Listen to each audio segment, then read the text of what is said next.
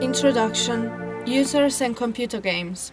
Quote, "A game's value proposition is how it makes its players think and feel. Players don't buy games, they buy experiences."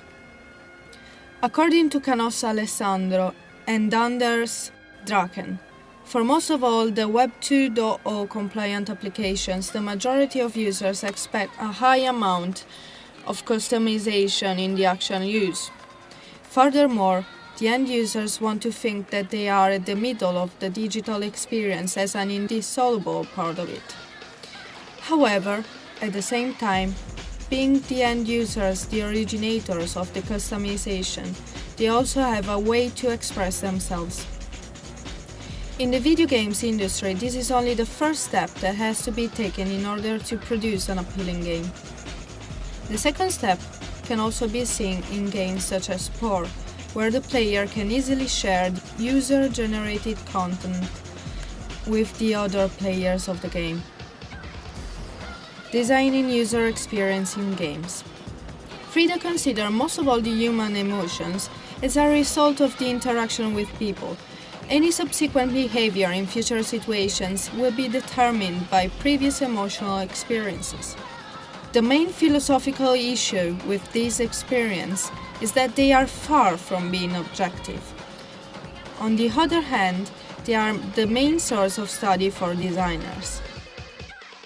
Alan Cooper is one of the most famous advocates of interaction design, and he invented what is called goal-directed design. Goal-directed design is meant to analyze the audience's behavior in order to categorize and group them in different archetypes, called personas. In this way, developers and designers are advantaged in establishing the gameplay user-future interaction before the actual distribution of the game. Principally, persona is a Latin word to indicate the masks worn by the actors. Every mask represented a different stereotype. Imagine something like the modern stereotypical representation of different nationalities. Traditional persona modeling. The definition of the primary personas that will be available in the game starts with a detailed research on the hypothetical personality that the end users will have. After having at least 3 main personas, the following step is to create the narrative for the main characters. This process is essential to define the designer's and developer's goal and therefore to create realistic main characters. So, summarizing, personas function as reality checks, help the development process to follow defined goals, bring true-to-life characteristics in the game. Personas cannot be limited to narrative descriptions and researches on hypothetical stereotypes. They have to be subject to approbation. The most powerful tool to evaluate if personas are true to life is through gameplay sessions. Briefly, having someone to play the game is useful because designers and developers can convert an hypothesis persona to a certainty. When a persona is approved through this process, they are called play persona. The process used to gain this data from the gameplay sessions is called gameplay metrics. Gameplay metrics not only analyze and approve the persona, but also the behavior of the end user in the game, creating statistics.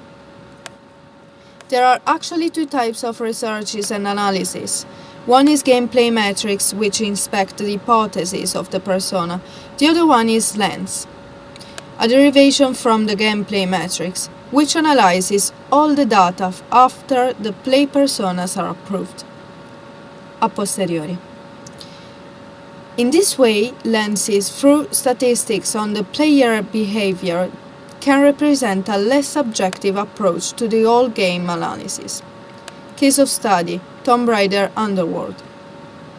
In the creation of the 3 main personas in Tomb Raider Underworld, the designers identified three main skills that the player might have: shooting, jumping, and puzzle solving. While defining the play persona, designers also idealized a range of possibilities in which the player's ability and skills will be individuated. Three personas were identified as follows. Grunt persona. Grunt persona is a typical FPS lover and player. Doesn't like to waste time to solve puzzles, and probably the rate of jumps failure is very high. The impulse of killing everything that moves is very strong. Athlete persona. The player has an excellent orientation, outstanding rate of precise jumps, and prefers to avoid fights. Chess player persona. Good orientation skills, particular enjoyment in solving puzzles and problems. So we are talking about a problem solver. Tomb Raider offers diverse type of challenges to the end users, ranging from physical to mental challenges, putting into action all the players' different skills. On the other hand, since the first Tomb Raiders, Eidos included more shooting challenges in the game for FPS lovers, even though FPS lovers might choose a different title. Talking about the collection of data, Eidos is, in my opinion, the best in collecting data and analyzing statistics. The method Eidos uses to collect data from Tomb Raider is giving players the possibility to get help when they are stuck. The Help on Demand system records any request made by the end user. In this way, the data collected is the true reflection of the player's behavior.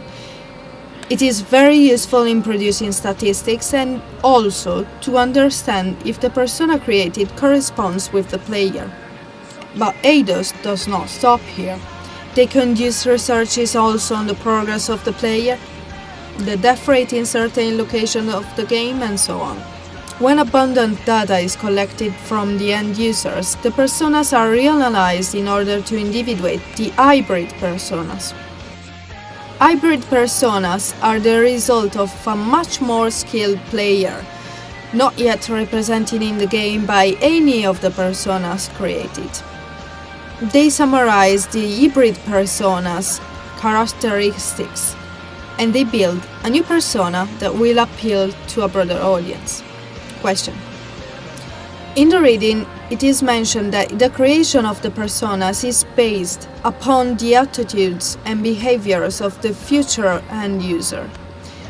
As the end user's behavior is influenced by previous experiences, do you think that children without previous experiences can be influenced by the game in behaving in a certain way? What is not clear in the reading, and why? Do you think that is too informal? Why?